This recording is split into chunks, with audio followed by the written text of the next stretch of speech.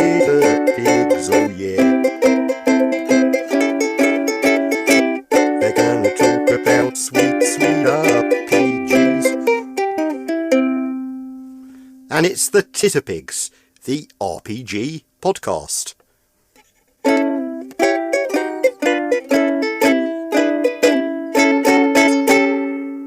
Am I getting paid for this one?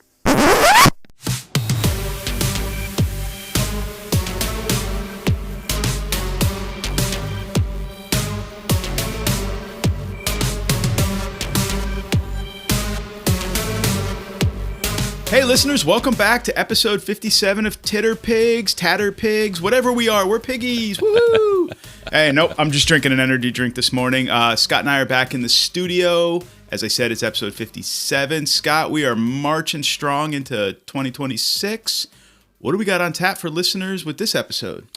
Well, we've got a really interesting conversation with James Pozenel, talking about his Dungeon Crawl Classics Netcrawl game, and we really go into the meat, I guess you can call it, of the game, its presentation, a bit of history with James, and got some clear insight as to how this isn't just a retread or a car wrap of another DCC game, but it's more like ones and zeros. Yeah, exactly. But it's definitely a conversation that is worth listening to, especially if you are interested in the cyberpunk genre and looking for something a little bit different on how to play with it, present it, and enjoy that particular setting and genre itself. But before we get in, I'm curious. This is when Scott's going to ask me a question.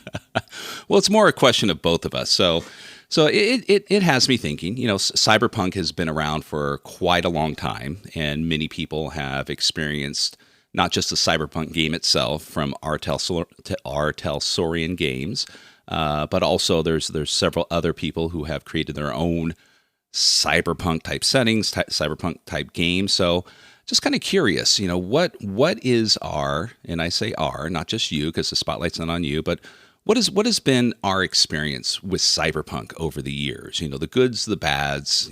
Has there been an ongoing interest? Has there been a decline, or was there any interest in all, or at all, in the cyberpunk genre? So. Wow, that's a pretty deep question, bro.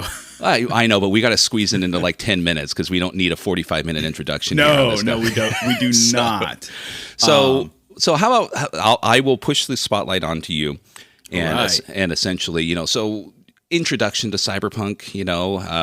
Do you recall? Do you have some memories of what may have been your first experience? I do. Mine can be summed up with womp womp. No, I mean it really can, but.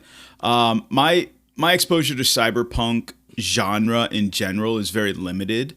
I had a very tumultuous experience with, I think like a lot of people, with Shadowrun.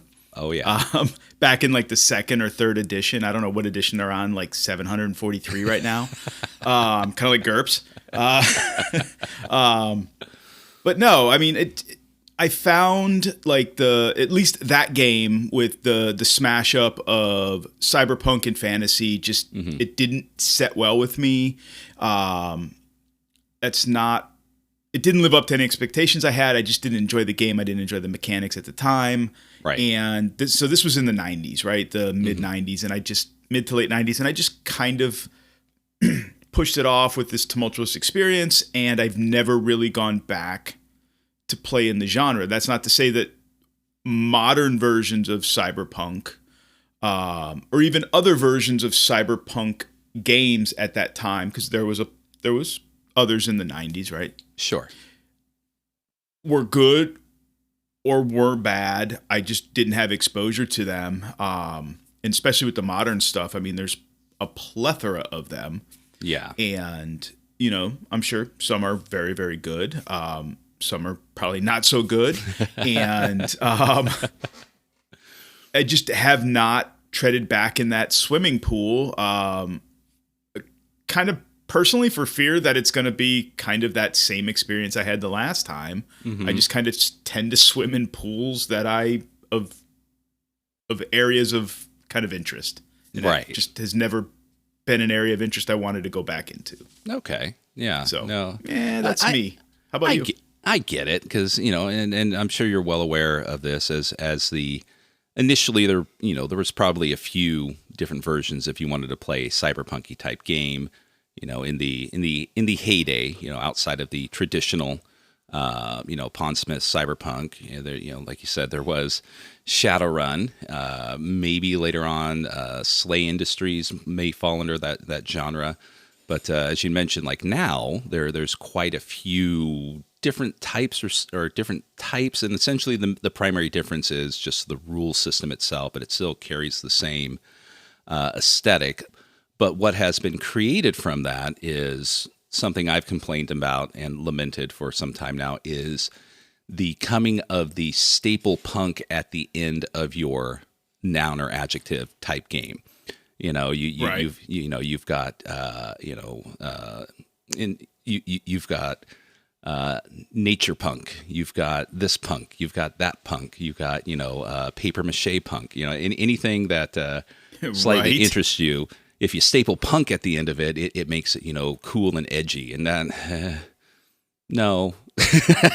I mean, sure, in certain instances, but at a certain point, you're kind of like looking at it like, oh, come on, it's just a different game. You don't, putting punk at the end of it doesn't make it, revolutionary. But I mean, the same could be said with, everybody slaps like Borg at the end of everything. It's just the because same it's thing. loosely related to the Mark Borg game. They slap Right. Borg at the end of everything and think it's going to sell like hotcakes. So right.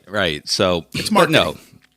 no. My initial introduction was the Cyberpunk 2020 game itself. Now, I didn't play it. A lot of my early gaming years in my teens was spent playing Dungeons and Dragons, AD&D, and then Right. me occasionally trying to introduce a new game to a bunch of people who had no interest in playing anything other than Dungeons and Dragons. And Cyberpunk was one of those. It was so essentially my introduction was reading through it, thinking it was cool, thinking this is something different and neat, and it sounds like fun, and it's a change, where we're not playing in a fantasy world. And that didn't fly. So I did eventually pick up a copy of first edition of Shadowrun, Okay. which actually kind of we got it to the table and gave it a go. My memory of it was we had such a difficult time with the rules that Shocking. yeah, that it just it was just one of those things where it's like after we kind of sat down and made characters and gave it a go, there wasn't enough there for us, and plus being younger and whatnot, not really having the patience to really give it a a good go. It fell to the wayside like many other games. So. But rediscovering it later and actually getting to play when Cyberpunk Red came out, that changed my perspective on the game itself, but also opened up other doors of like, does it really carry the same weight that this revolutionary game that is essentially a futuristic version of a mud and blood type settings. You are in a hopeless dystopia fighting against the corporate world who cares nothing about you, a collapsed government, pure anarchy, and you're just trying to scratch together an existence within this world. That hits more as an adult, Yeah, probably than you're it does right. as a kid, and especially in the current times that we're in. But the Cyberpunk Red, I'll say I don't hate it. It's a good game, but there's a certain edge that is lost with the retreading of it. That to me, Cyberpunk kind of almost exists in a time bubble. The what was happening in the 80s, into the 90s, the aesthetic, the fashion, the attitude.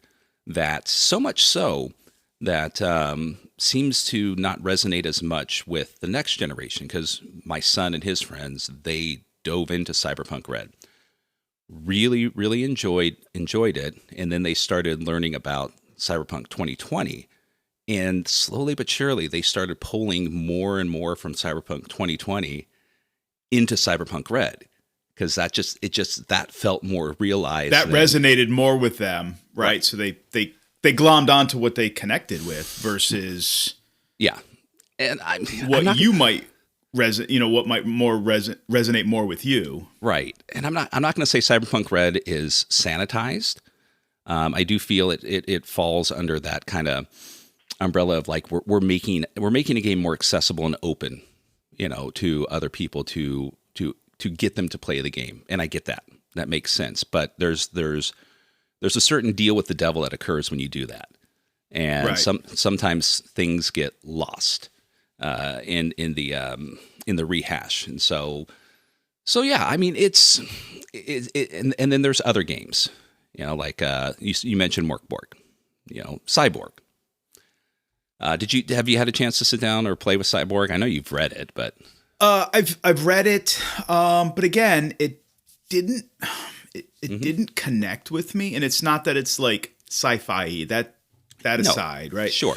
It's just, again, it treads into that genre of the genre area that just I don't generally gravitate towards, right? It's just not a pool I want to swim in. Sure. Most of the time.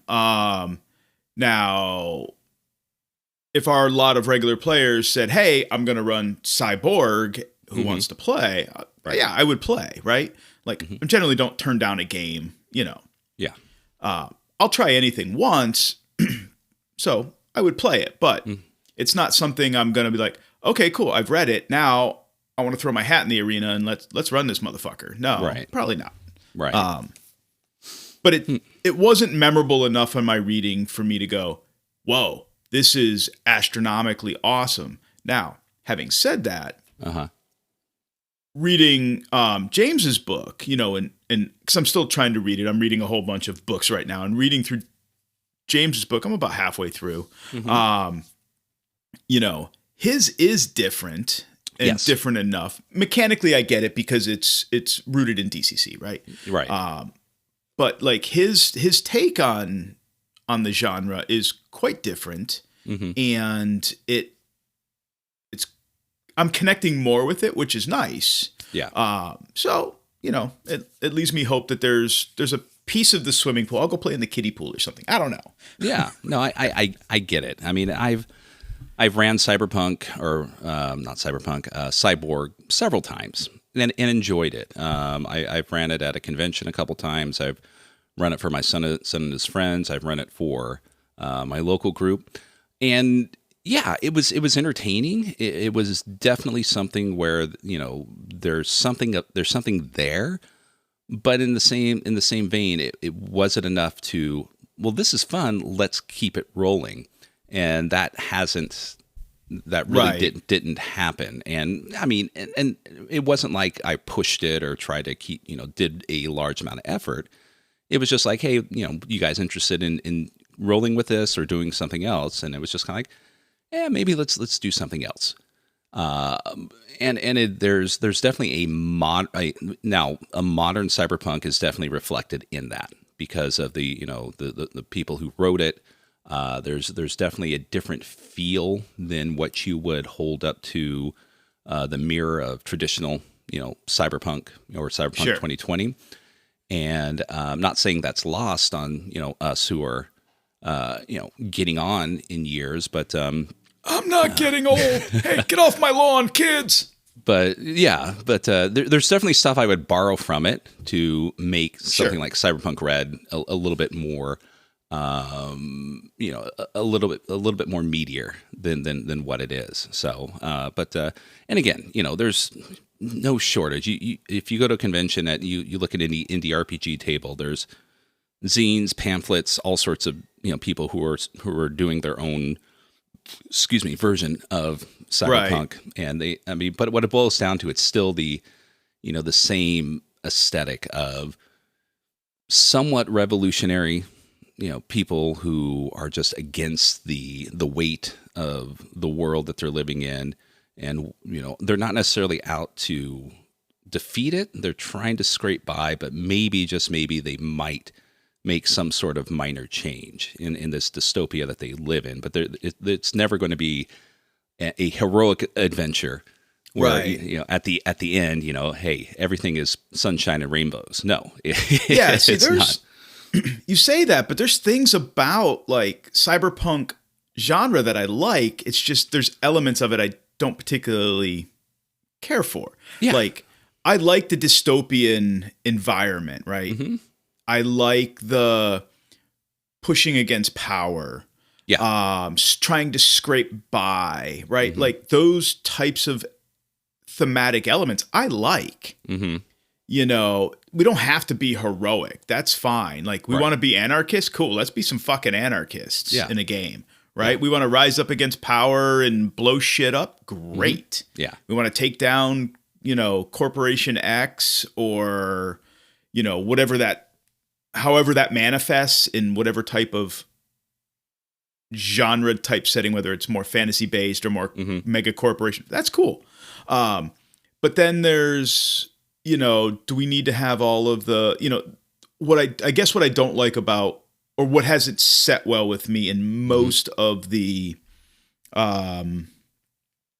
cyberpunk things is the cyber part of the things. Maybe that's it. Because like in Shadowrun, our big issue was, when the decker would try to deck in, the game just focused on that person doing everything. Right. And we all just sat there going, I'm going to go smoke like 4 cigarettes and drink 3 beers. And, oh, the session's over? Well, fucking A, I'll come back in a week and we'll play. Oh, wait, they're still decking? Well, fuck me. And that's what most of the game ended up being. And it just irked me, Right. And it just turned into that over and over. And I'm just like, I'm done with this shit. Yeah, no, I get it. I mean, I think you kind of nailed it.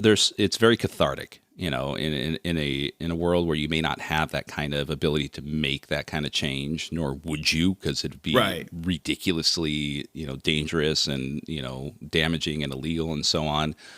Right. But it is cathartic. But I also get it. That there's that one part that makes cyberpunk, and that is the realized world that exists on the net or whatever they call it. That if not everyone is accessing it, you're right. It's a mini game. It's a mini solo game. Yeah, and that's where I said James's game is you said it in the beginning, and then I reiterated it. James's game is different, and we'll let James explain that when we get to his interview here in a moment. Yeah, but his is not a retread of classic cyberpunk type games where that vibe exists in most of those games. His is not that way. So no, and that's why I think it's hitting better with me or for me as I read it. Yes, it's its own game, and it definitely does what other people have struggled with. Even Cyberpunk Red. How do we do things within this realized net when we're hacking it that doesn't exclude the rest of the players? Right. And also without dumbing it down to the point where all you're doing is just, rolling 2 dice to see if you hack something. But I agree with you. I think James, has done a good job if you want to utilize that within your game, or on the plus side, if you want to have an entire game within it. And I think he's done a really, really good job. So why don't we go ahead and let James, tell everyone more information so we don't make our interview pointless. Right on. Yeah. So let's roll over to the main segment of this episode and let's berate James with questions and let James tell listeners all about his game.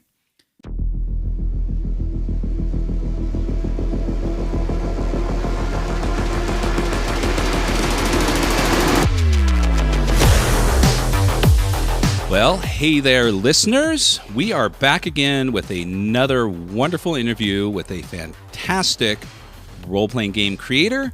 And today, straight from the internet, we have the bearded mystic, of all things Netcrawl with us today, James Pozenel of Horse Shark Games, to talk with us about Netcrawl, which has brought the spirit of Dungeon Crawl Classics right past the black ice and right into the internet to bring you a cyberpunk setting full of all of the wonderful DCC stuff that you love, but has some wonderful treatments built into it, and he will give us all the wonderful details when we get to that. But first, hi, James.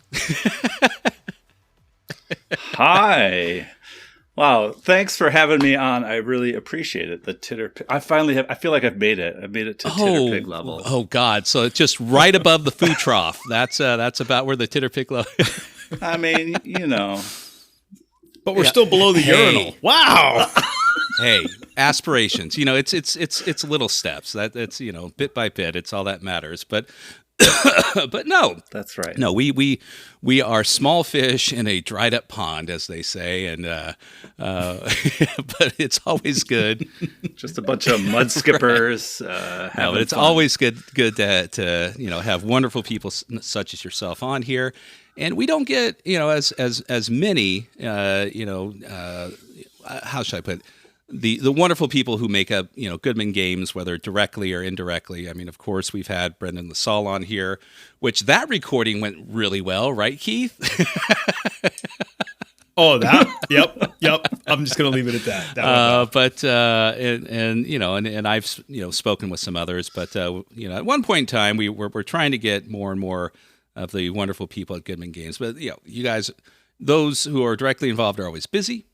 And you guys are, you never stop creating, so we completely understand when it's difficult to get you on. But welcome. And so, hi. Oh yeah, there's two of us here. Hi. Say hi, Keith, and go back to chewing your bubblegum. Hi, Keith. Hey, welcome to the show, man. So yeah. Welcome on, and in classic style, we always like to ask, when we get someone in for an interview that we haven't spoken to before, their history, behind what got them into role-playing games, and maybe a little bit what got you into the creative side, before we roll into what the topic that we have you here today. So let's jump in the Wayback Machine. We're going to go back to. We're going to go back into. I'm looking at you, looking at me, looking at Keith. So we're going to go back to the 80s. Okay, good. Yes, for sure, the 80s. I think it's around. I want to say like 83 or so. Yeah, right in there. AD&D was out for quite some time, I think, and the Errol Otis Red Box was my first game. And I think I remember seeing it in like a Sears catalog at Christmas. That was the moment where when was the Dungeons and Dragons cartoon out? Was that afterwards? Around that same time, maybe time. After, but it all maybe after. 84, that all 85-ish? meshes into Rubik the Magic Cube and the Smurfs and all that. So kids were talking about it, right? Like your friends, maybe their bigger brothers, all this kind of stuff. I was the oldest child. And then, and so it was just like, maybe some kids at school were talking about it. And it's like, I need to check this out. And I remember, I don't know what it was like in your houses, but like at Christmas time, my folks were like, look at the catalog, tell us, what you're interested in. And I was like, I must have that.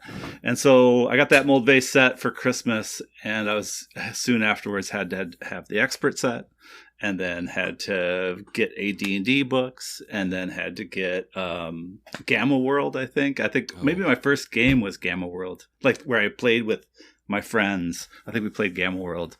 So that was like my first RPG experience as a player or whatever, not just reading the books.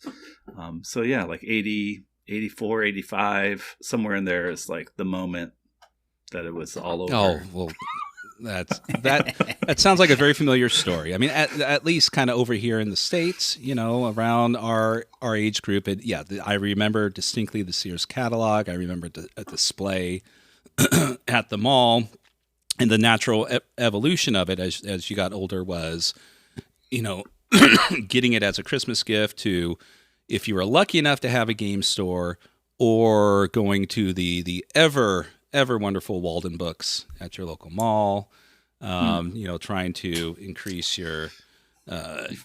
You fancy West Coasters. We didn't have any malls. Oh, well. I was an East Coaster. We had malls, but we had B. Daltons. Oh. Midwest. And Walden Books. Yeah. Middle of Michigan, little teeny town, like 30,000, 50,000 people.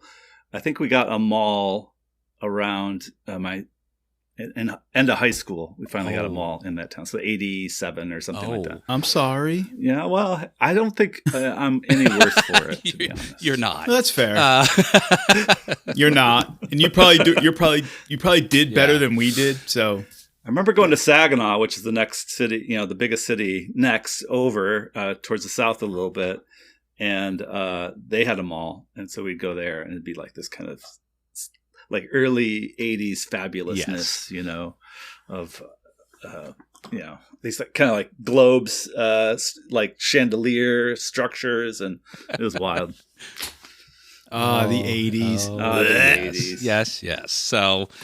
So yeah, you followed a lot of the similar paths we all did. We got into the game. We were lucky enough to get into RPGs at a relatively early age. Our imagination took off. We found like-minded people, and then obviously as we got older, for some of us, life gets in the way. We go out and we start a career. We go to college. We go to the Air Force. We do something, but eventually some of us come. A lot of drugs. I mean, this is not for kids. It distinctly says so every time I upload this goddamn thing. So, but yes, and a lot of things like that, and if you go to school and you're like, nah, I'm gonna, I'd much rather go to a Dead show in Las Vegas for 4 nights. So yeah, stuff happens. But yeah. I went into the Air Force. But one of the things that you've done, like so many others we've spoken to, and we know we haven't got on yet, that the love of the game has translated into actually creating, producing, and working with a company who is of the same vein. So, what were these? What was the toe dipping into the pond that transitioned you from just one of us average hobbyists to working with Goodman Games, helping produce their games, and then eventually rolling into Horse Shark Games with Netcrawl and all the things that you did previously. Oh my God! I think it really had its genesis in the Goodman Games community itself. So this is going to the G+ days, the Google+ platform. And you got on there, and you're so that exposure, you're like getting the Goodman Games book, the DCC book. I was like, wow, this is really good. I've been looking for a system to kind of move to. I was playing 3.5 with a bunch of guys at work. Had kind of picked up RPG, after that interregnum period, where you're not gaming. And so we picked it back up, and it was and we were playing 3.5, and I was getting well sick of that, of kind of the whole mini game of building. It's not playing. You have to do all the building. The GM's doing all the building. The players are doing all the building. So I was looking for that game, something else that wasn't that game, and that was still scratch that itch of fantasy and those things you remember kind of going back to the 80s, right? The way we played and that kind of stuff. So getting a hold of that game like kind of changed everything. And then I was in the Google Plus groups, and then everyone's just kind of like throwing content out there, like a monster or a spell or a magic item or an adventure, part of an adventure or a whole adventure. It was just like this place where you could just post stuff, and everybody was kind of like collected, orbiting like a certain topic. So you kind of like saw everybody. It was really, I don't know what it was about that particular platform, but it just somehow made communities like work as a community. I don't know how to put it's key. No, I think that is spot on. I mean, I revolved around the Google Plus communities and, you know, and various circles there, and they were fantastic. Yeah, you got like exposure to a bunch of other people too, like adjacent. You were always kind of like mixing and, you know, seeing lots of different stuff. I don't. Yep. They messed something up. The freaking tech guys messed it all up. No, Keith is the resident Titterpigs archivist. I was not involved in the G Plus days. You know, I have done my due diligence and read all the history about it. And one of the things that I lament not being a part of, and really wish it would get back to what it was even though, yeah, I mean, it was sounds like it was a singular location, but it was the last time where these various cliques that have all gone to their corners with their tribes existed in a single location and somehow, you know, coexisted and coalesced, you know, between the story gamers, traditional gamers, you know, and, you know, the only downside, of course, was, you know, the creation of the GNS theory bullshit, but that's for another podcast. But still, you know, there were people since, you know, they were more open to these ideas. Whereas now you kind of gotta sneak away, you know, in the cover of night from your story gamer family to go play, you know, a traditional game without them finding out. And you know, I wish it would get back to something like that. And it might, and it probably will. It just, you know, we'll see how things go. And I guess all the seething hatred was on like RPG Net or something like that. At the time, right? I think it's still there. I think it still is. Well, yeah. It has its role. Yeah, I guess. it's one of those things where you kind of see, oh, yeah, I read about this in RPG.net, and you're like, yep, turning off. Not worth engaging. Maybe. But I see somebody I know over there.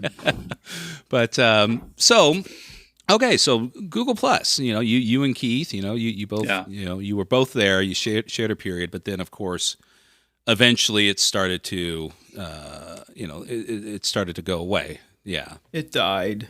And so I think the Gong Farmer's Almanac started on G Plus too. Okay. If I think it did, yeah. Yeah. And so that was the place, like now we were writing for each other in one big book, publishing it, you know, at cost publishing. Nobody's, you know, profiting. It's just like a collective. And that's where our first couple articles or whatever, that 2016 Gong Farmer's Almanac, and that's what kind of started it all for me. So hyped on the system that it turned a switch, you know, where I was like, I've got to get stuff out of my brain and put it on paper. and boy, did it. I mean, you know, I've got my collection of the Gong Farmer's Almanac, and obviously each year, you know, up to, and I believe it's finally coming back this year. But you know, you go through it, and you know, you see names you recognize now. You know, you see your name, you see, you know, my friend, you know, Josh Burnett, you see, you know, David Beatty. You know, all these people contributing to it that have branched out to do wonderful things, you know, with Goodman Games and DCC and other things. And, you know, you know, it's one of those things just like, wow, you know, this is a little piece of a little bit of gaming history within these pages, and, you know, little baby creators turning into, you know, butterflies. So yes. So, man, yeah, it's been a long day at work, man. I'm releasing a lot of pent up energy. So, but it's kind of like there's something, you know, I don't think we talk about that enough.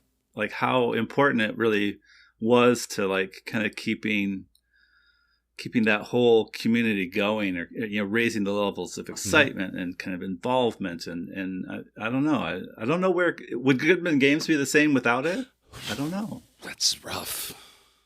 That's a fair question, though. I mean, I think the answer is two-part. Like so for me, anyways, I think like Gong Farmer's Almanac, right? And the community that contributed to it was very instrumental in the early days, right? Right. Of building a community and excitement and everything else. And then, so there's that element. And then I think circling back to like the whole Google Plus element, right? And the community that built, I think was also instrumental to building a community, building excitement, which then fed into the Gong Farmer's Almanac, and then growing outward and upward and outward from there. Yeah. But to answer your question, would Goodman Games be what it is, where it is, without it? I don't know. I mean, maybe not, because I mean, I think that location, that site, and that product is where a lot of you guys came to the surface and shined, and that would have been a lot harder for you guys to come to the surface and shine, you know, and become noticed more easily or as easily to Goodman Games had it not been through that vehicle. Yeah, it was a platform, really. Yeah, and still is. It can be. I think it will be. Because I pulled up Volume 1 over at RPG Geek and looking at the attributions. Diogo Nogueira, Bob Brinkman, Jarrett Crater, who's a designer. You know, he's a creator and an editor. In his own right. You know, Diogo's got 2 credits in there? No, 3 credits. Probably as an artist too. Yeah. So right. Yeah. And now he's the there's head of several White others in there. I mean, isn't that crazy? Yeah. No, Congratulations to him. I mean, it's, you know, I often equate, you know, and Keith and I do this. We often equate the parallels of the fandom of Goodman Games to, you know, the fandom that rotates around the Grateful Dead, right? And if you want to make a parallel, you know, would the popularity and the widespread listenership of the Grateful Dead, would it have been the same if they did not allow free recordings at their concerts and allow them to share these recordings amongst themselves, and no charge, no fee, no nothing?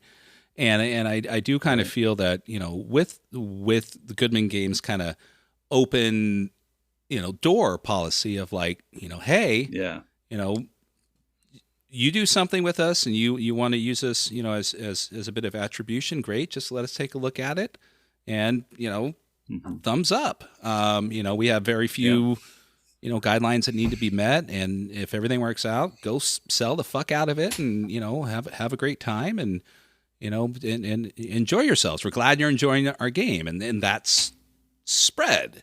You know, suddenly people, you know, weren't like, oh, you mean I don't need to go apply to Chaosium or, you know, Wizards of the Coast to write something and I get a license or, you know, be flat out refused immediately. Right, exactly.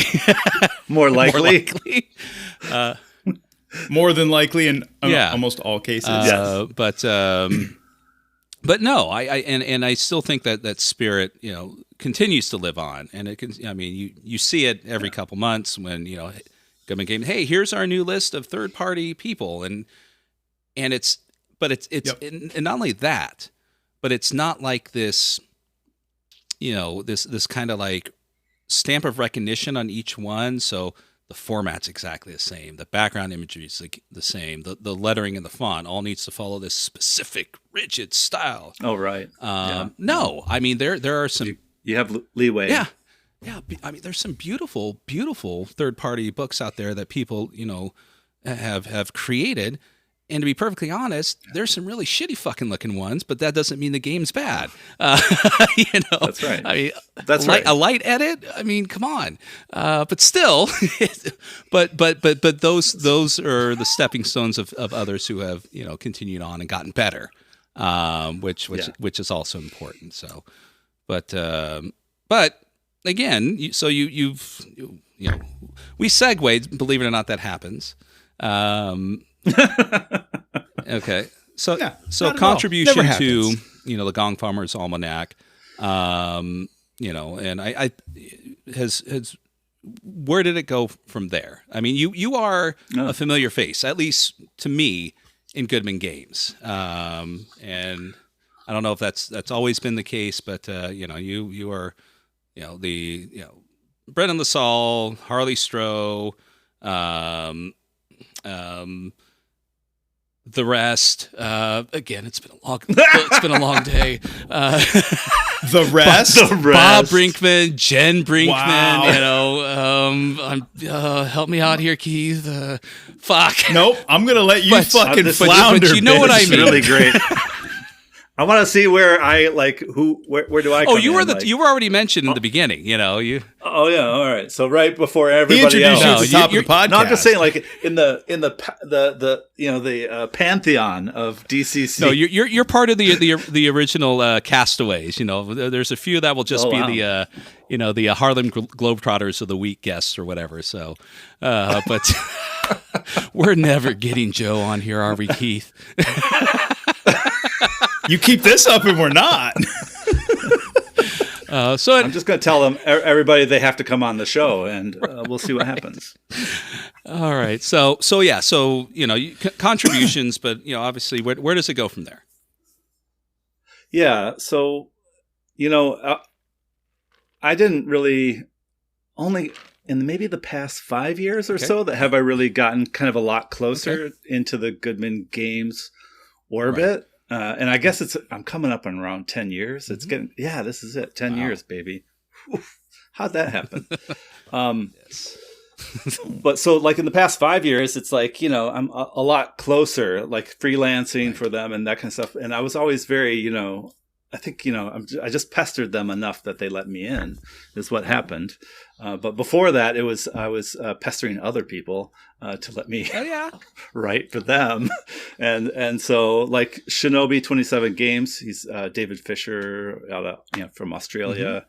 I was like, you should let me write a full length patron book for your Angels, Daemons, and Beans Between series. And he said yes. Some rando on the internet says, hey, let me write a book for you and you can publish it. And then he said yes. So God bless him. Yeah. That's where it really got going. Like long format, a real book, an adventure that went with it for Kickstarter. All that stuff is kind of where, and then a lot of just, third party, my own stuff. Mm-hmm. And then, working with Don Stroud, who's, near me in Michigan. So, he's, if you don't know who Don Stroud is, he's, involved in the creation of Mothership, and, wrote Dead Planet or was the lead developer for Dead Planet, which was the first adventure for Mothership. He's got some Ennies. He likes to brag about that a lot. I mean, these Ennie winners, Jesus Christ, that's all they talk about. Insufferable. Fact.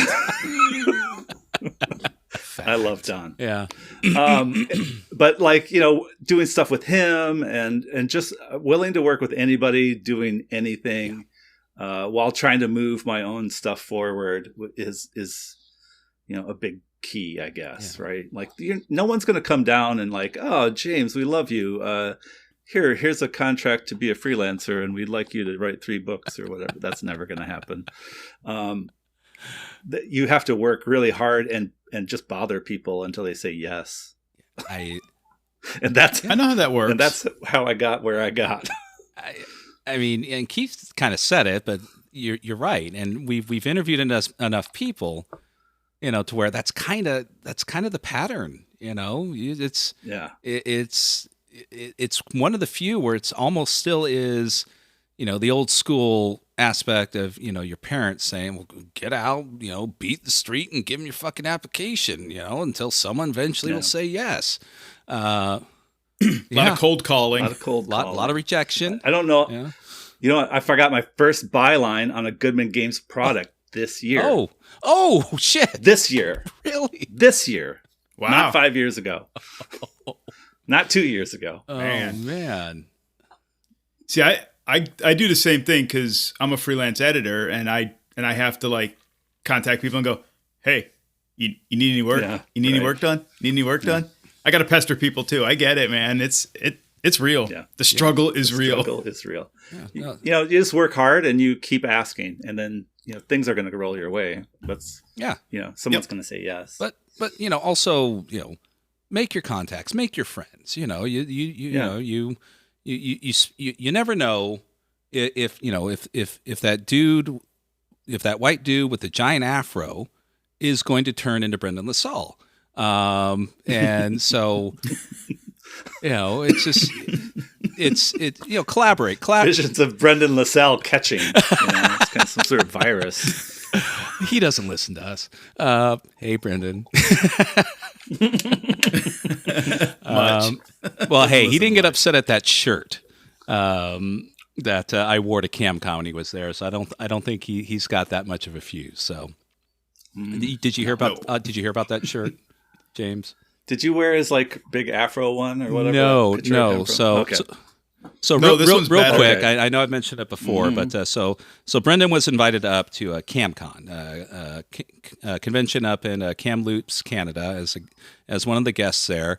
I know James, the head of it, and James kind of made a few twists and turns, and was able to get me there as a special guest on the idea that I would be doing things. I did a panel. I got to take part in a live actual play of with Brendan and Xcrawl Classics in front of an audience. I mean, it was fun, and got to meet the Arc Dream boys. But one of the things that knowing we've interviewed Brendan before, and knowing his sense of humor, I took the DCC font and made a shirt in red and yellow that said, I went to CamCon and slept with Brendan LaSalle because we were sharing a hotel room. And so when it was time to do the live actual play of Xcrawl Classics in front of an audience, I walk in there with a hoodie and then unzip it and just pull the shirt back, and you just see his face drop. And then he just starts laughing, from the gut. And I'm like, oh, thank God, because this could go two ways. Man's got a heart of gold. Yeah, There's no way he wouldn't. Yeah. Oh, he's awesome. But okay, so you put in your time, all right? You've done your due diligence. You've met some people. You've worked long fucking hours at the booth at Gen Con a couple times. But do that. and but at some point something hit you. What was it that you felt? Yeah, a Peterbilt truck. that of all the things that was missing from Dungeon Crawl Classics, and Dungeon Crawl Classics isn't just DCC. It's game itself has been used in several different genres, third party and whatnot. But there was one that was missing, and this was a cyberpunk setting using DCC. Where did that come about? Well, to be fair, there was a cyberpunk setting for DCC, Cyber Sprawl Classics, released by Brent Alt. Okay. And he gave it away for free. I think you can still get it places. Maybe even as a download link from he's got a website even. Okay. So it did exist. But I knew that what I was working on wasn't that either necessarily, that it was more geared towards Tron and the Matrix and adventuring inside of a computer versus kind of how it's typically treated in RPGs, which is just some sort of skill check, right? Or a mini game, right, for one character class to participate in.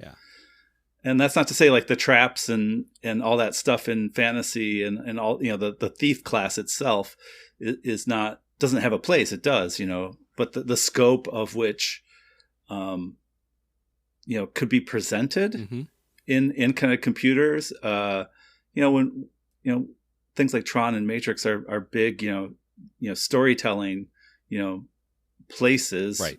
for humanity to kind of think about its relationship with technology, right? Like, do we want AI making up a bunch of crazy stuff and ruining our lives for the betterment of some tech bros and the destruction of our environment? No, no, we don't. Not. Well, don't worry. We'll edit that out. I said not. But or do we want to but there's something to explore in ourselves around these kinds of technologies, right. and RPGs are kind of often looked at as this kind of area to take on another point of view and try to figure out what what situations mean. They could be like tropes and common stories, but we can also kind of look at ourselves in the mirror with them. Mm-hmm. No, I agree, and that usually can go two ways. The most standard one, of course, is the story of the android, the cybernetic, right? The emergence of AI in the form of of a human, finding sentience, and now are they part of humanity themselves? But very rarely, as you had put it, the inward aspect of humans going into a computer like Tron, and seeing it from within and discovering things is different. You don't see that as much. You see the outside aspects of the internet. You got Johnny Mnemonic. When movies such as that. You got the got the various stories and whatnot. So, but that's interesting. And so the initial, now if I correct me if I'm wrong, and this may just be a part of it, but when the Ashcan first came out, one of the things when I looked at it was, Netcrawl at the time was something like, hey, are you playing in a cyberpunk game, and do you want to make more of your of your net running? Would you like to make it more than a mini game? Would you like to have a session or two within it? And I thought that at the time that even if that's all it ever became, that was a brilliant idea, because that allowed people to participate, like you said, other than 4 people sit there while your net runner spends a half a session fighting black ice and trying to hack the system and steal the files, and you're just there, okay. Tapping on your gun, waiting for something to happen. Right. Right. But it obviously became more than that, as it progressed. So tell us about Netcrawl then. It is, and we sometimes put out videos, but I'm holding up the finished product here. What I backed and received, it's a hardback printing. It is approximately I'm just going to say about 180 pages, and an added plus, which is rare in DCC settings, is that Netcrawl is self-sufficient. You don't need to carry the extra core rule book of DCC to lean on for the rules. It's got the rules baked into it, which is a big plus for DCC fans out there. And it's like a third of the book. Condensed it a little bit. Yeah, I'm old. Yeah, I was going to comment, but on that. We'll talk more. But anyway, so bring us through the Netcrawl. What is it? And obviously, I know what makes it shine. But in your words, what is special about Netcrawl? Compared to the other DCC settings. Ooh, wow! What's special about it? All right, so like the elevator pitch, right, is you go into the net, right, and everybody goes in, and everybody kind of goes through the adventure, right, whatever it happens to be, the cyber dungeon, to get the MacGuffin at the end, or destroy the thing, or whatever the quest mission is. Anything is possible, and I really mean that, because anything is possible if we really think about kind of what computers kind of afford us to do, right? We can play fantasy games, we can play sci-fi games, we can watch the news, we can, talk to our friends. Anything's possible. All these UIs, all this creation that is just, electrons on a screen, and code running behind it, right? It's absolutely amazing. So I think if anything, it's like psychedelic. That the whole thing is a complete, like, anything can happen. And there's a lot of freedom in that, like as a player and as a GM or as the admin of just not being kind of held into the laws of physics or, the setting. It has rules and all. You have a million settings, a billion settings, infinite settings, really. And so you can go from place to place to place to place. And then only maybe realize at the very end that it was all took place inside of a computer. Right? That kind of that ending trope for your campaign. Yeah. And then you go and play whatever else, next. So it was originally designed as that cyber sidecar, as you kind of mentioned. But like as I got into this and as I got through it, I just kind of like said, well, wouldn't this be just way more interesting just to focus on the thing all by itself without the external game, RPG universe around you, and just focus on delivering something that is it's not a very common thing. But this is going to sound terrible, but the only thing I can really think of is kind of like comparisons, like things like riffs, which is people have thoughts about riffs. No, Sylvia's lawsuit against us is still pending, so we can't comment. Ooh. No. I've met him a couple times, by the way. Oh, he lives in Michigan. Oh, he does. Does he go to UConn? I have not seen him at UConn. I have seen him. There's a Ann Arbor Public Library does an RPG Fest type thing, and so they get people.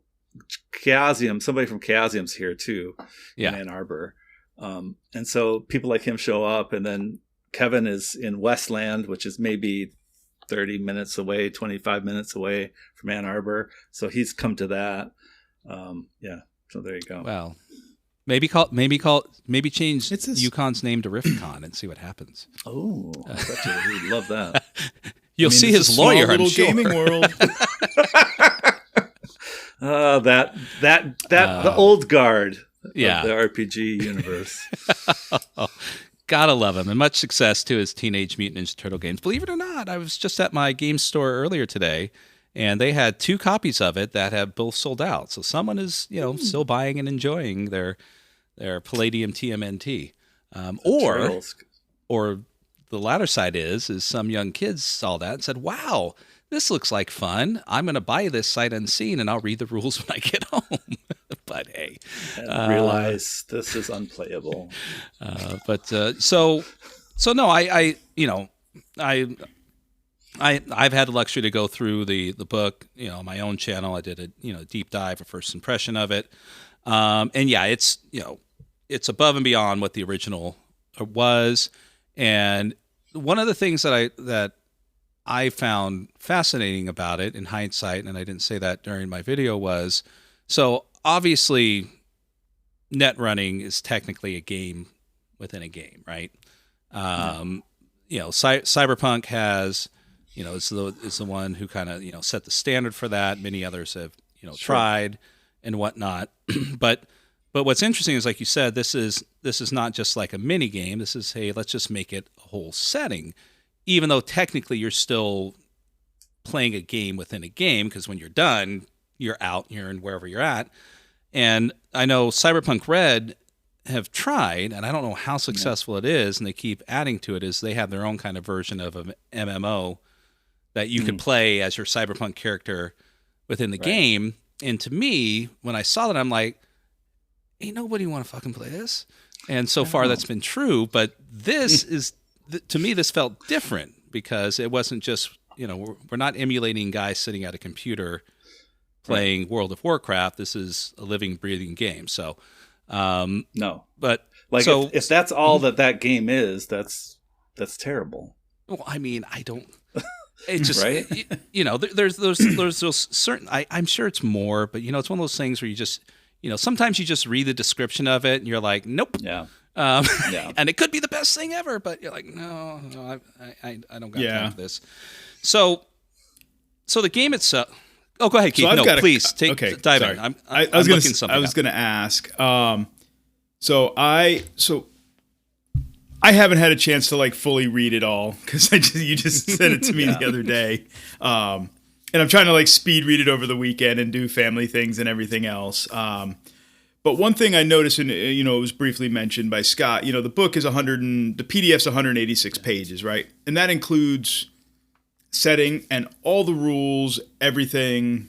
So how did you manage to take the DCC rules, spells aside, right? Because that's a big chunk of the DCC rules, but condense it all down and keep in everything, and have everything you need setting wise and theme and everything else, and condense it everything down to include a scenario, might I add, into 186 pages with a snazzy layout that's 8-bit in some ways, got this 8-bit vibe in some areas, and a very nice Johan Noor cover, by the way.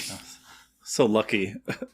Sometimes when I look at the book, that cover is sweet. I'm absolutely, lucky as hell, right? Like all these people saying yes when I kind of said flash them some money.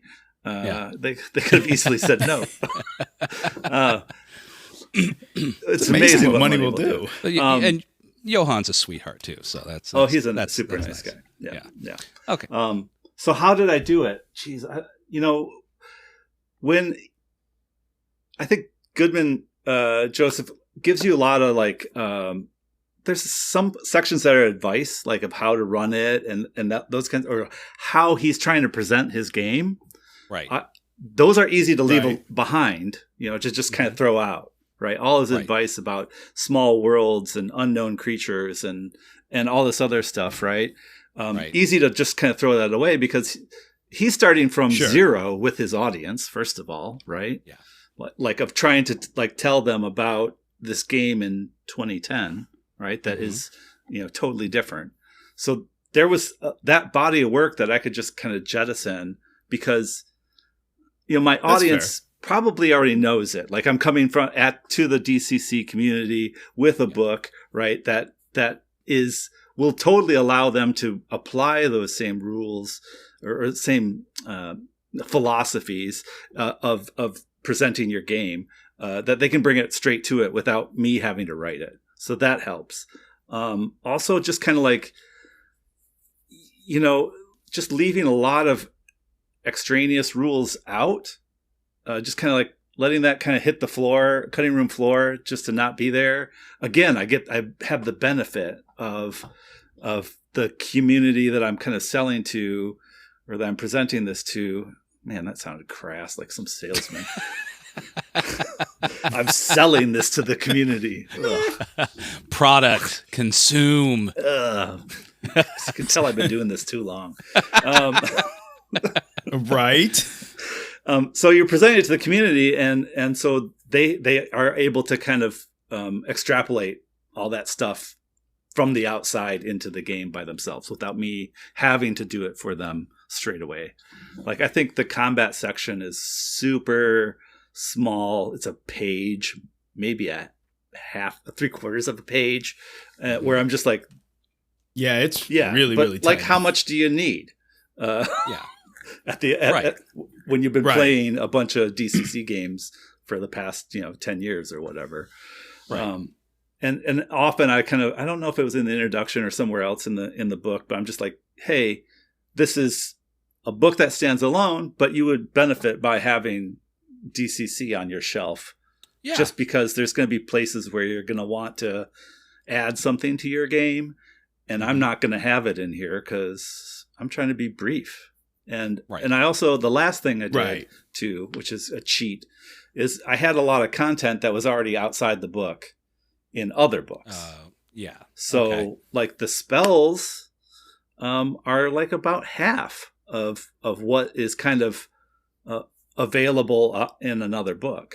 Like I added some stuff in, some new programs but then I had the other book, the Ankai Reading of the Computarchs, which was a compatible product for DCC and MCC, kind of sitting on the side, right? Like, here's another place, right, where you can add a bunch of programs into your game without it having to be in this book. So it's kind of like an add-on, and right. So it's a nice to have, but not a required. Like when I was very careful about the programs I did select for the book, because I wanted kind of like the core elements in there, like counterspelling and like locking things and opening things and being invisible, all the really core things that everybody's going to want in a game anyway. So those are there, but a lot of the extra stuff is kind of sitting outside in other books. Yeah. Okay. No, that answers my question. It makes a lot of sense, and I think that'll help listeners when they're looking at the fact that the book is 186 pages versus like a DCC core book, or even something like what is it, Weird West, which is 800 and something pages. But God bless him. It's like it's wonderful. I mean, I was lucky enough to back it and got the original bit. Sorry, Weird Frontiers. Yeah, Weird Frontiers. It's behind me on the shelf. That's all my DCC stuff behind me on the shelf. Dark Trails. Yeah, you remember the original. Chaosium. So I know. We love them and hate them. That's true of just about. There's no perfect publisher out there. So, other than Goodman Games, I don't want you to get in trouble. He's fucking to get Joe on. So no, but kind of tacking on to Keith's thing is, but what you also have here is likewise a nice introduction to the Dungeon Crawl Classics format, where if someone who's not familiar with it can see this on a shelf and go, oh, I like cyberpunk stuff, and we'll be able to open this up and appreciate it and play it without having to reference it, but at least you have that little byline in there that's saying, hey, this is based on something. If you like this and you like other things, come check it out. But, honestly, I can hand this to my son and say, go play this with your friends, and they could sit down and figure it out and play it, no problem, or any other person. So is that I remember David went kind of off. Off's the wrong term. Explain. When he said, look, this is, you're not going to need the DCC rule book for this. This is going to be self-contained. And at the time, it was kind of like a big deal because, that wasn't normal. Right. Was there, any hoops or any things that you had to do to get this to be in the same vein, just not 1,300 pages? I think the one thing was, Joseph's really kind of kind with, what he owns, right? He really, and I don't know what his future or what his current stance on all this is, of these kind of like powered by or whatever kind of games, right? Because now there's Weird Frontiers, and then Evolved came out last year, same thing, right? Where he's got all the rules inside the one cover, and then Netcrawl, same thing. I don't know what he thinks about that at this moment in time, but when I said I want to do this, he's like, yes. I mean, and I had to laugh, like when you were talking about people getting permission and asking Joseph if they can do the thing or not. I've literally never ever heard him say no. I think I've only heard him say to somebody else I didn't know, like, yes, but I think there's somebody else who's kind of doing the same thing or something similar. Right. You might want to check in with them before you kind of go off to, or like, we're going to do this real soon, so you may not want to put, that kind of thing. Like, we have some plans. So those are the only times I've ever heard him kind of like, and you'll notice that none of those were no. Yeah. Right. None of them were no. They were just like, hey, just so you know, we're going to be doing that. You may. So maybe it's kind of one of those things where you always hear it's like, well, he said yes. Oh, really? It's like, yeah, no one's ever asked me before. Sure, go ahead. One of those things where people are like, oh, okay, shit. Well, I mean, if we want to talk like, and to illustrate kind of like the kindness of that he kind of like has with this stuff, it's like, in Kyridian and the Computarchs, which we just talked about, all these programs, right? Written for kind of MCC. Like, a lot of that book is like his words with like different, terminology plugged in. Not Mad Libs exactly, but, you know, you can read them side by side and like the voices are similar, or like the sentences are exactly the same, or, so, and I was like, Joseph, you're okay with me like straight up like kind of copying the whole, your entire program section, spell check section. He's like, yes, that's fine. Okay. Firewall. Wow. Yeah. I mean, I also did. Interesting. Also on the video, I did kind of like some connect the dots, to try to figure out which archetypes here match the archetypes in DCC. Did you cover them all? Or was there ones that you had missed? I mean, we're fighter talking about to the character classes or what? The character classes in Netcrawl, yeah. So there are, similar archetypes. You use kind of same structure. So like, oh yeah, this one's obviously like the fighter. Yeah. This one's the mage. But did you hit all of these standard beats? So you've got your thief, your wizard, your fighter, and so on. And there's some other ones that are just straight up Netcrawl. Yeah, I got the big four, right? Everyone's got to have fighter, cleric, wizard, thief. So they're all there. And then there's a fifth class, which is a little bit of, it's kind of a mashup. It's some halfling. So it's got the luck mechanic is DCC. I'm borrowing it as hack. So it's your hack score that you're kind of using to fiddle the dice, up to your advantage. And so the Cephomorph is like this, sentient program. Like he's not from the meat space. He was born inside the computer, kind of a la, the second Tron film and, bunches of other places where they do this stuff. Matrix, when Clue. Neo is like fighting somebody that's, Clue from the first Tron. And also Tron, all of them are like their alter egos on the other side. Those wacky stuff that they were doing. And so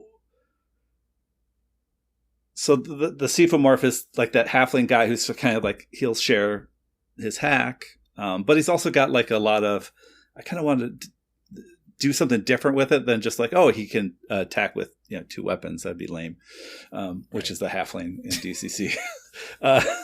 So it's like, well, let's really focus on that concept of the thing that's, this being that is, from the computer, is not made by man. Like what kind of things would they be able to do? And like, so they have scripts or program, they also have some script mechanics like a grifter might have, of kind of like superpowery kind of things where they can, do this thing so many times a day or that kind of stuff. So, that was kind of a little bit of a mashup of I guess the DCC Dying Earth magician and the halfling. That's kind of what the Cephomorph is a little bit. Right. Yeah. Interesting. So as a follow-up to that, so you had said earlier that, you could play this game, and then when you're done, you could roll on into whatever game you were going to play, right? Whatever setting you were going to roll into. This being, I guess, like the vehicle to take the players there, whatever. And so with this type of character being of the computer, how would that transition over if somebody was playing this type of character? I feel like that's just a narrative problem more than anything. Right? It's like, fair. Oh, how did at the end of Tron 2, what the heck was it called? I can't remember. Oh, Tron, the most recent one? Not Ares, the one in the middle. Oh, I haven't seen that in so long. I know. I can't even remember the Revolutions. I don't know. That sounds like Matrix, I guess. But in the second film, like he jacks out right of the net and brings the girl with him. The program. Right? Yeah. That's the end of the film. They're on a motorcycle going, and then Ares. Oh. Very, very pretty film. Yeah, I know. Not a terrible story. The actor, of course, is on everybody's mind. But he jacks out right at the end and he's the executive producer on this thing. It's just such a self-serving like vehicle. And then he gets out of the net, right? And he becomes a hippie guy on a motorcycle or whatever at the end of it. And you're just like groan-worthy, trope being exploited. But I think you could. What I'm saying is it's narrative, right? Just go ahead, make them into a character class. Into I don't think it'd be too hard to turn a Cephomorph into a regular character class in Mothership.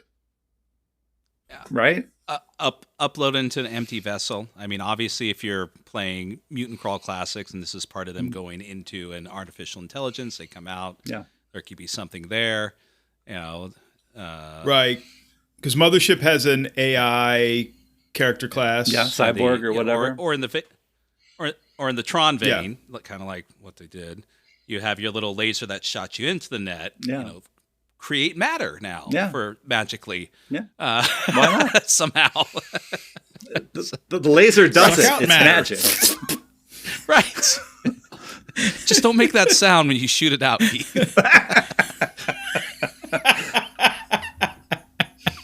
Oh, why am I so... Never mind. But yeah, so Netcrawl is there were some additions that came with it with the Kickstarter. One of the ones that stands out is the arcologies. Yeah.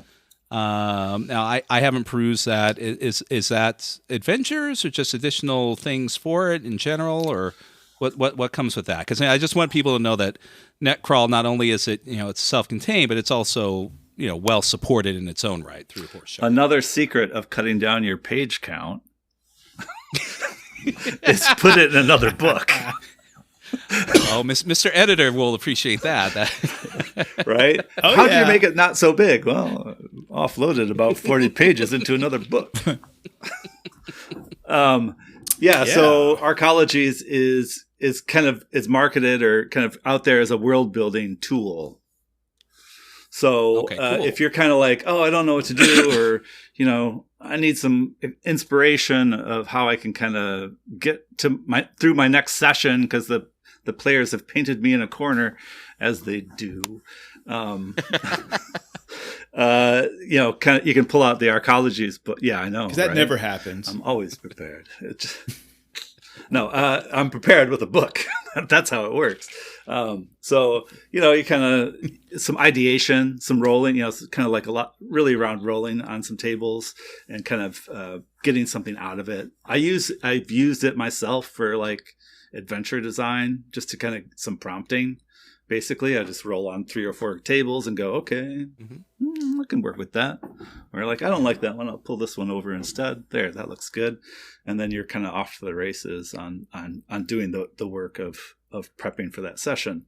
So a lot of just kind of bunches of tables. So there's tables for like developing kind of a server, right? Like you come into the server. What does it look like? What kind of, how well does it function? Is it vaporware, or is it like completely, corpo suite, all the security you could ever want, or all that kind of stuff? So it's for the tech nerds who are playing your game. There's some tech nerd stuff. There's a lot of tech nerd stuff in there. There's a lot of tech nerd stuff.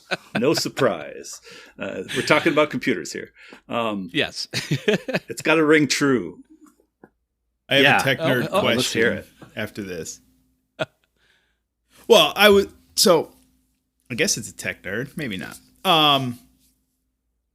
So obviously this is a tech nerd game, right? In the sense that it's cyberpunk, you're in the computer world, Do you have a background in computers, IT, computer programming, all of that? And if you do, yes. Well, first off, do you? Okay. I suspected you did. Now, did you find that having that background inspirational and a source of inspiration, and B, maybe a little problematic in writing this? Okay, so was it inspirational? Absolutely. There's so many good like just kind of mashing up terms or kind of or blendering terms, or even just straight out like using stuff like single upset event, right? Like, Sure. That's when a stray cosmic ray comes along and hits your memory and flips it from a 0 to a 1, right? And we have to program. Right. Make our systems able to deal with single upset events, right? As practitioners in this space. So that's in there. Burn down is a terminology people might recognize from Agile ceremony. Burn down is the mechanic of spell burn. Which would be in DCC, but burn down is Netcrawl's version of that. But a lot of borrowing, a lot of just kind of like appropriation, right? Like I don't care if where that really belongs in the the world of computer science. It's a cool term, and I think I can play with it and play off of it and play it differently and that kind of stuff too. Sure. So huge inspiration, I think, or huge.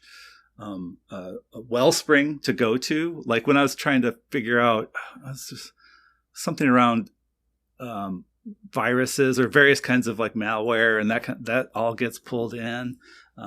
So even like my tech reading, like daily, job kind of stuff, a term, that comes along, I'm like, oh, that's crazy.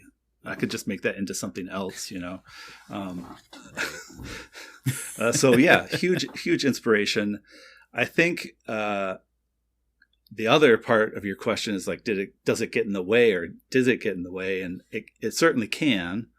I was very conscious about the biases, right, that I have around being a professional and not wanting to bring them in. I did not want to like end up creating a domain specific language program, spell system. I almost did.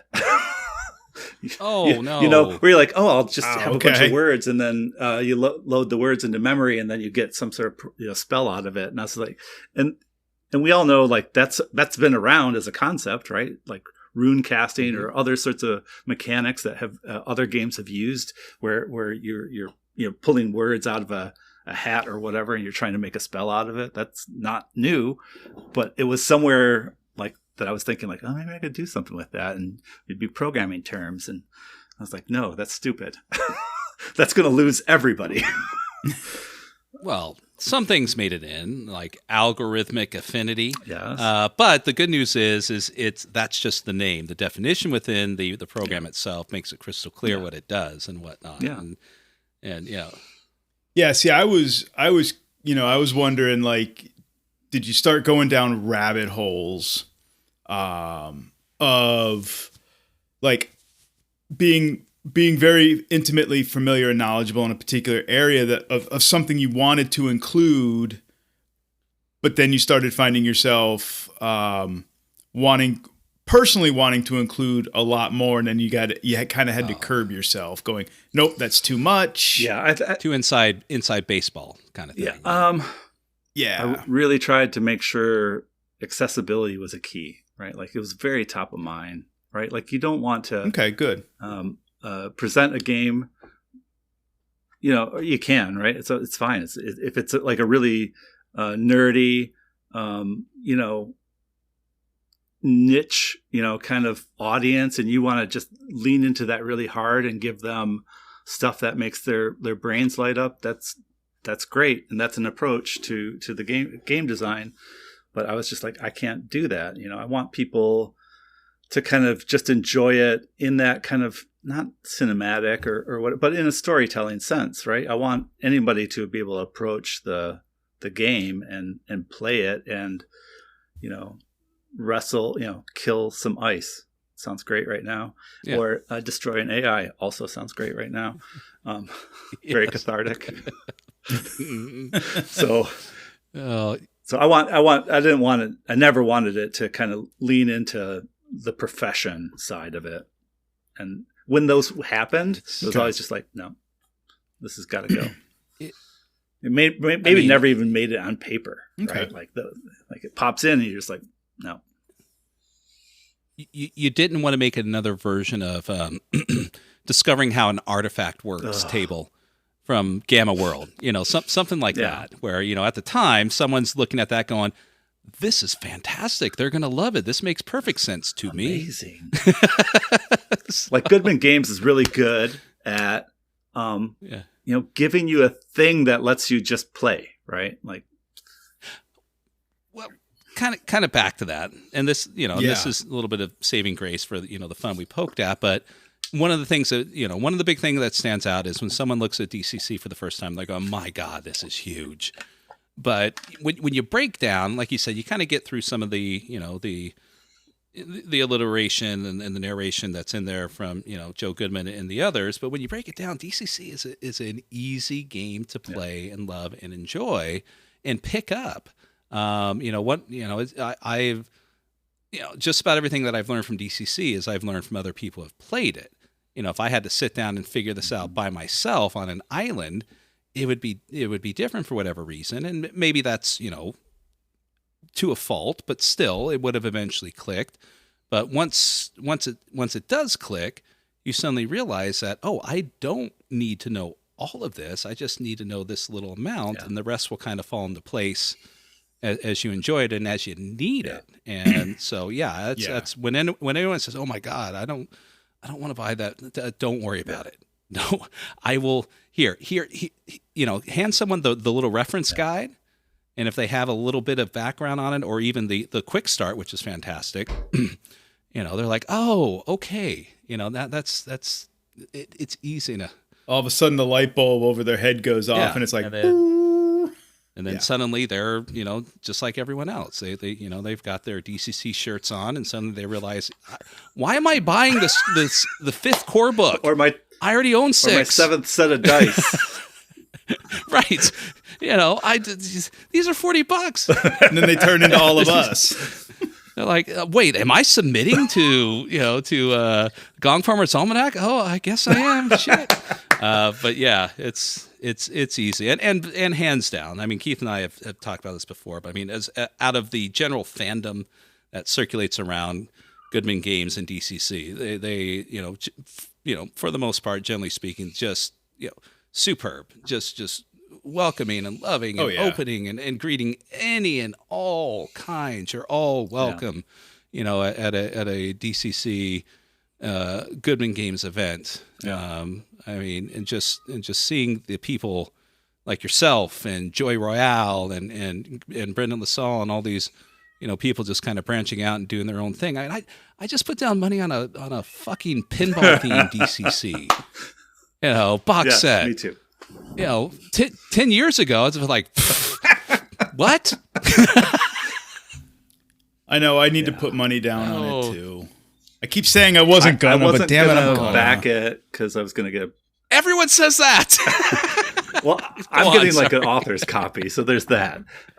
Okay, right, sure. But I was like, I'm not gonna back it, and then of course they're like, they talk about that clamshell and it's gonna like play Gorgar or whatever, like some sort of greeting card, and oh my God. Yep. Like, okay, fine. Take my money. Brendan was at CamCon, and he's like, so what are you working on? He's like, well, I don't know if I should say.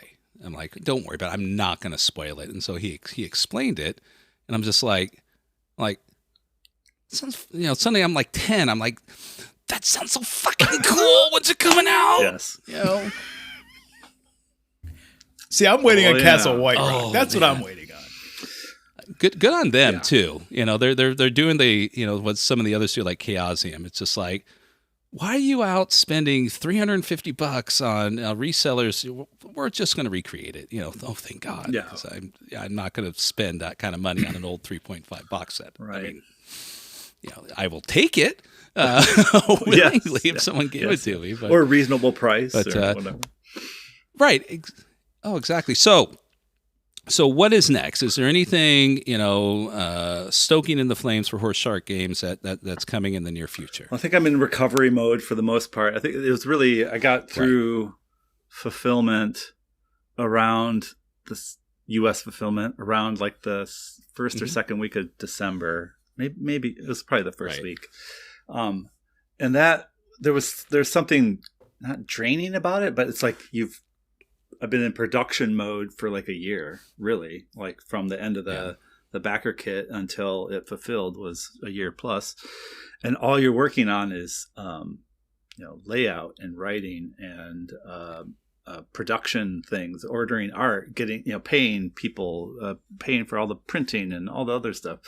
So like just full on production mode for like a year. And that like, it takes something out of you. Like when you're done, it's trauma experience when you're finished, I think. Yeah.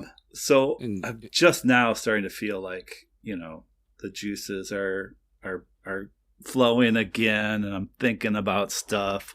One of the things I want to do near term that I'm just starting to execute on is when the backer kit finished.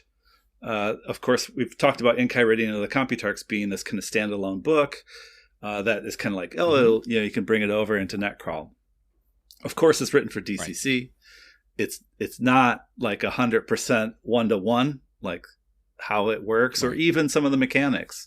We didn't talk a lot about that here, but there's a few like extra mechanics, right, that kind of are part of Netcrawl that are not part of DCC.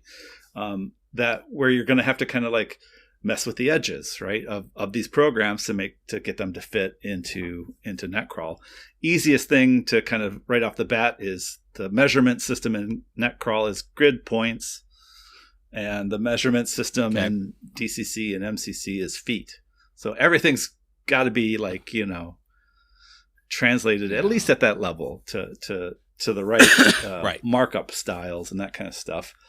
So I'm doing all the conversions of the stuff that I didn't do for Inkai Reading of the Computarchs, turning them into Netcrawl, programs. I'm packaging those all up and releasing them in like quarterly through the year. So the first, it'll be just a really small print run. I'll give some away to my Patreon backers, like the high level backers. I'll give some away to them. Then I'll have a little pile left over. They'll be on my website. You can get them from me at cons, that kind of stuff. But I'm not doing a print run for any of this stuff. Eventually, I don't blame you. God willing, I sell these goddamn books, and have to do a reprint. Then I'll put it all together, and then we'll see a big book, right? A nice 300, 400 page book. Then, if it's not bigger than Beatty's book, I'm calling foul. If it's not. Dude, if it's bigger, holy shit. If drop it, you're going to crack drive-through says we can't do a POD in one print run, then that's you're not working hard enough. Dude, once you hit like 500 pages at POD, the spines start cracking. Nope. Oh, man. So, well, speaking of selling the book, where can people find you, James? And likewise, where can they see you? Because you do make your runs around the convention circuit. So where are you heading to next? And likewise, where can they reach out to you and see they can games? Absolutely get everything that I have sitting around the house is available from horsesharkgames.com. There's a store. I will you can make your orders, pay the money, and I'll ship it to you. It's magic. Personalized service straight out of my house. And then I think Goodman Games finally bought some to put on their website, so you'll be able to get it there soon. No announcement. There we go. We just got Joe back on, and now he's not coming on. Joe, no, thank God. He's one of the few people that has bought something. So there's some. There you go. God bless him. Oh, good. And then there's a few other places. Cave of Evil. That's out. Evil Cave, something like that. I'll have to go look at the website. That's not ring a bell. But they have my stuff. There's what's it called? Something Tavern, Midnight Tavern. Yeah. Oh yeah, I bought from them before. Yeah. They're wonderful. They send a little handwritten note every time you buy something. They're great. Yes. I recommend. He bought the he backed on the Kickstarter, so he got a set of books for the retailer level. Okay. So he has some. And then Exalted Funeral has some of the Arcology's book. And then, Ratty Incantati, which is a Canadian online store, is going to be carrying Netcrawl as well. They just announced that it was in the coming soon pile. So there's some places. There's some local bookstores here in Ann Arbor. A couple game stores that have stuff. But really, I'm not necessarily coming on here to beg the universe to talk to me about buying books at wholesale. But if you're a game store and you're listening to this, buy his books at wholesale. God damn it, we'll do the talking. Fuck the universe. But yeah, if you're hearing this and you're like, man, I got players that like that kind of stuff. I got players who are big into Tron or Matrix or Cyberpunk or whatever, and I know that they would just lose their minds at the chance to kind of expand their horizons, like do something new in their games. Like, hit me up. Horsesharkgames.com. Again, that's a great place to get a hold of me. And where am I gonna go? I'm excited. This year, I'm doing a couple new things. Of course, I'm going to conventions. I'm going to play my games, but also I'm trying to get into some universities and do some talks or whatever about publishing or game design or about cyberpunk literature or whatever. This kind of angle is interesting to me. I was a former academic. I did my time. So going back to, I got friends in a couple places. So I think I'm going to go out to Fitchburg State and do some stuff. That's in Massachusetts, and do some stuff there with they got kind of a game designer club. So I'll hang out with them, and then I'll go to TotalCon. That's also in Massachusetts. That's the third week of February. So I'll be out at TotalCon, and then might go to Long Island Con because I have a friend in New York on Long Island, and he's a professor, and so maybe there'd be some stuff to do there, and then do the con, and then after that, I think I'm going to go to Toronto to Breakout Con. So I'm gonna miss the hullabaloo of Gary Con, and I'm gonna go to Toronto. Oh. Are you gonna be at Gen Con also? I will be at Gen Con, even though I feel like I have no desire to go, but I'll be there. Do you even remember me saying hi to you? Like last time, like this past year or whatever? I think so. Man, it's like a grind. Gen Con's just chaos incarnate. I mean, come on. God, you're like, oh, hey. And then you're like, and I was walking away. He's like, Scott, what? I'm like, oh, God, fuck, here. And you gave me like a copy of the ash can. And he's like, man, I brought this here for you. I totally fucking, Jesus. And I'm just like, go to bed. It's okay. That's a rough. I've done it. How many times? It is. Like, it's been like 5 years straight or something like that. And like, you're helping Goodman Games do their thing, and you're running their, games for them and your own games. And you're like, that's just too much. It's rough. It's rough. And that's 80,000 people you just don't want to see. And growing. I mean, Josh Burnett, big fan of UConn, which is up there in Ann Arbor, Ypsilanti. I always mispronounce it, whatever. And he says if there's one con you can go to that you don't want to be about, it's not crowded, it's small, and it's a lot of great people running it. He recommends UConn. So if you're like James here and the other wonderful people who are kind of in the Midwest that are in just like, con Mecca, unlike me on the West Coast, Ooh. Or me in South Carolina. We're both fucked. But definitely check out UConn, which I assume you'll be attending. Should be. It really depends. I'm trying to get to some other places. I'm thinking about Long Con in Texas. Right. I'm thinking about, I want to go to Game Hole. I've never been to Game Hole. I want to go to that. And so those are all in the same time period. Yeah, so we'll see. Yeah. Well, I mean, and of course, if you've been around UConn, that's where you live. It's like these fuckers own my game. That's the thing. Yeah. Like now that the product is finished, you kind of got to go out and do the show, right? You got to take it around places. Yep. Now, yes. Yeah. Now you got to go out and like super dance. promote it. Tap dance for I need for the I need people those at shiny games. nickels, everybody. So, well, man, this has been great. You know, you and I have been in communication for a couple of years now. It's always a good talk, always a good chat. I hope to see you at some point soon. Maybe I'm still kind of working out the kinks to maybe get to Chaosium Con, which is in your neck of the woods. So take a moment to say hi to you there. Josh said that he won't go to Chaosium Con, but he'll come to say hi. So maybe, you know, I'm trying to get Keith to go, but you know, all these. I don't know if I'll have a job this coming weekend, so I don't know. Yeah. Now Keith work. Well, I mean, everyone knows Keith works. You know, for the government. You know, he's part of the. Yeah. So it's some good times. Yeah. Well, the good news is, Keith, if you don't, whether you may lose your job, but we may not have a government at some point either. So we'll see how that fucking goes. Yeah, that's good. It's great times. Yeah. Oh man. So great. We're ending on a high note here, but no.